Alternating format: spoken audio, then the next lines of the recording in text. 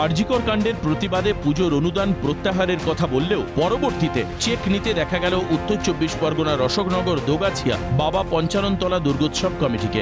সংবাদ মাধ্যমের ক্যামেরার সামনে এবং অশোকনগর থানায় লিখিতভাবে জানিয়ে দিয়েছিলেন আরজিকর কাণ্ডের প্রতিবাদে চলতি বছরের পুজোতে তারা সরকারের দেওয়া সাহায্য নেবেন না। অথচ অশোকনগর শহীদ সদনে ওই দুর্গোৎসব কমিটির পক্ষ থেকে বেশ কয়েকজনকে মঞ্চে উঠে বিধায়ক নারায়ণ গোস্বামীর হাত থেকে চেক নিতে দেখা যায়। দুর্গোৎসব কমিটির পক্ষ থেকে জানানো হয়েছে ২-৩ জন মিলে সিদ্ধান্ত নিয়েছিলেন যে তারা অনুদান নেবেন না, কিন্তু গ্রামের সকলে মিলে ঠিক করেছেন প্রত্যেক বছর সরকারি অনুদান নেওয়া হয়, তাই এবছরও নেওয়া হবে। সুতরাং তাই অনুদান গ্রহণ করছেন বলে জানিয়েছেন পুজো কমিটির সেক্রেটারি।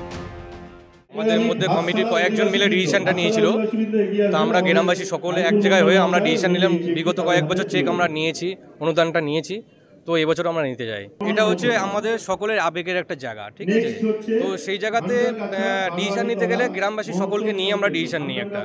তো ওনারা কয়েকজন মিলে একটা ডিসিশন নিয়েছিলেন, সেটা সকলে রাজি নন যে এই ডিসিশনটা আমরা নিতে পারবো না, যার কারণে আমরা সবাই একত্র হয়ে যে আমরা অনুদানটা নিতে চাই।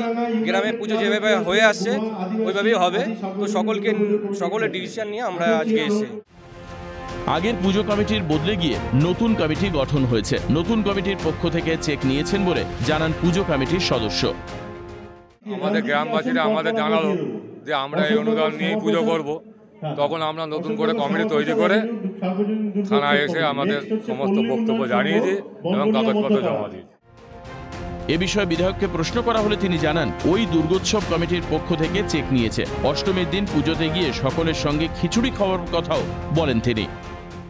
যে যারা নেব না বলেছিল তারা কারা, তাদের তো আজকে চেক নিতে দেখছি না, কিন্তু আজকে চেক নিল ওই দুর্গাপুজো কমিটির প্রেসিডেন্ট, সম্পাদক, ক্যাশিয়ার, পুজো কমিটির কর্তারা।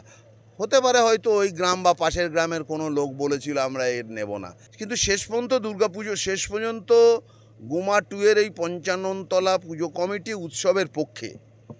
ওখানকার ঐতিহ্য মেনে, দীর্ঘদিন প্রচলিত প্রথা মেনে তারা দুর্গাপুজো করছে এবং তারা মুখ্যমন্ত্রী যে প্রদেয় অর্থ সেই অর্থটা নিলেন। ধন্যবাদ। অষ্টমীর দিন ওখানে দরিদ্র নারায়ণ সেবার ব্যবস্থা করতে বলেছি আমি আমার অফিসকে, আমিও থাকবো, ওদের সাথে বসে খিচুড়ি খাবো। দেবকুমার দের রিপোর্ট, ক্যালকাটা নিউজ।